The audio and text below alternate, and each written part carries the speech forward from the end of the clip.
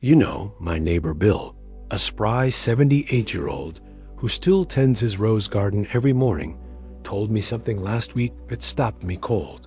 He said, "I feel great, so why should I bother with that blood pressure cuff collecting dust in my closet?"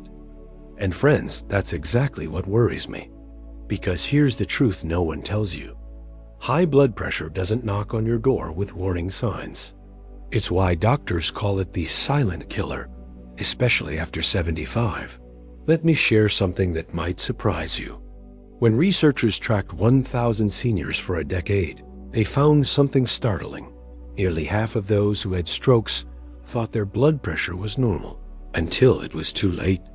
That's why today, we're talking about why those simple checks aren't just doctor's orders. They're your secret weapon for staying independent and active now. The first thing you need to understand is why blood pressure becomes trickier after 75. Picture a garden hose. Over time, even the strongest hose gets less flexible, just like our arteries. What used to handle pressure smoothly now has to work harder. Add to that the fact that our bodies get quieter about sending distress signals well. You see why that "I feel fine" assumption can be dangerous. Take Martha.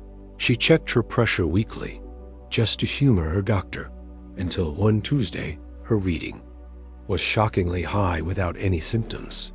Turns out, her medication needed adjusting.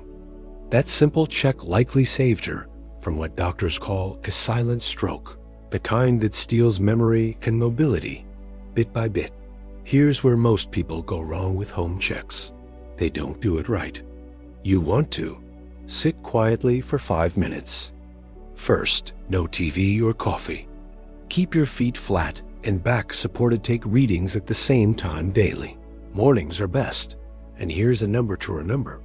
135 over 85. That's when most doctors say seniors need to take action. Not the old 120 over 80 rule. It changed for our age group. Now, I can already hear some of you thinking, but my machine gives different numbers every time. Oh, do I have stories about that? My own readings once varied 30 points because I was checking right after gardening. Which brings us to our next crucial point. How to track your numbers like a pro. By the way, has your monitor ever given you a head-scratching reading? Tell me about it in the comments. Your experience could help. Others spot those oops moments too. You should have seen my notebook last year. Scribbled numbers, question marks everywhere. Turns out, I was making the same mistake 9 out of 10 seniors make with blood pressure tracking. But then my cardiologist shared this golden rule. 1 high. Reading is a fluke. 2 is a warning. 3 means call your doctor. Here's what works better than random checks. 7-day power check. Every morning for a week. Same time, same chair, same relaxed routine. You take 2 readings 2 minutes apart. Jot down both numbers, along with anything unusual, like that extra cup of coffee or a poor night's sleep. See this. That Wednesday, spike happened right after my friend Margaret had grandkids over. Stress she didn't even notice. That's the magic of patterns. Most pharmacies carry easy track booklets, or your grandkids can help set up a phone app, though I still like paper for its simplicity now, about those numbers. If you're on blood pressure meds, here's what doctors wish everyone knew. You're ideal. Range isn't what the internet says. My friend Jim's doctor actually wrote his personal safe zone right on the bottle. 135 to 145 over 85 to 90. Because at 82, his body needs slightly higher pressure to keep his brain nourished. A game changer. Many miss? How you sit. That plush recliner you love. It might be skewing your numbers. Researchers found slouched positions can raise readings by 10 points. Try this instead. Feet flat, back straight with a small pillow for support. Arm resting at heart level on a table. Timing matters more than we think too. That mid-afternoon slump when you feel tired. Perfect example. One study showed seniors' blood pressure often dips too low between 2 to 4 p.m., which explains why so many falls happen then. If your meds make you dizzy, this could be why. Here's the secret hospital nurses use. If you get a scary high reading, wait 5 minutes and check again. Breathe deeply through your nose like you're smelling roses, and exhale slowly like blowing out candles. Often, that second number tells the real story. Now, let's talk about the elephant in the room, salt, but not how you think. After 75, suddenly cutting all salt can actually be dangerous for some. The trick is knowing your personal sodium sweet spot. Before we get to that, tell me, have you ever caught your blood pressure doing something unexpected? Maybe a strange high reading during your favorite TV show? Share below.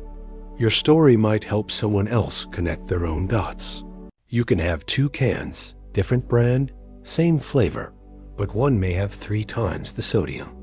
And that, my friends, is why your chicken soup might be undoing all your blood pressure efforts without you even knowing.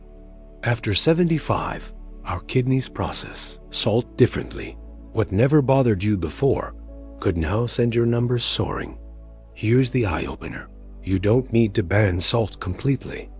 The trick is strategic swapping. Keep using salt in home cooking where you control it, but ditch the sneaky sources, canned veggies. Choose no salt added. Deli meats, look for low-sodium turkey, and especially those instant noodles. My neighbor, Ed, swears by using garlic powder and lemon zest. Instead, he says food tastes brighter now. Now let's talk about something even doctors forget to mention.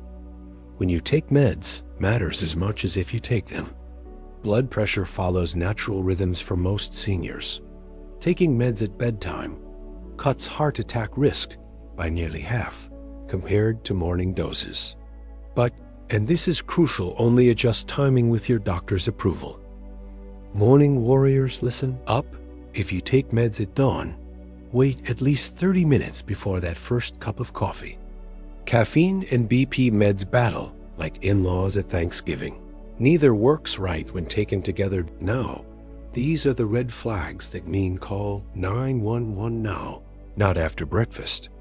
A crushing headache that feels like a vice, especially at the back of your head. Sudden confusion or trouble speaking. Nosebleeds that won't stop with pressure. My neighbor Ed had this weird tiredness, which turned out to be a BP of 190/110. No pain, just exhaustion. That's why keeping that logbook we talked about could literally save your life. This is your 30-day action plan. Do your 7-day power check we discussed earlier. Pick 1 sodium swap this week. Try low salt broth. Ask your doctor about medication timing at your next visit. These small steps, they're your armor against the silent threats. Because growing older isn't about counting years. It's about making those years count. Now I'd love to hear, what's your go-to low salt trick? Mine smoked paprika on eggs. Share yours below. Hit like and subscribe if this helped. And here's to many more vibrant years ahead. I'll see you in the next video. Until next time, take care and keep shining.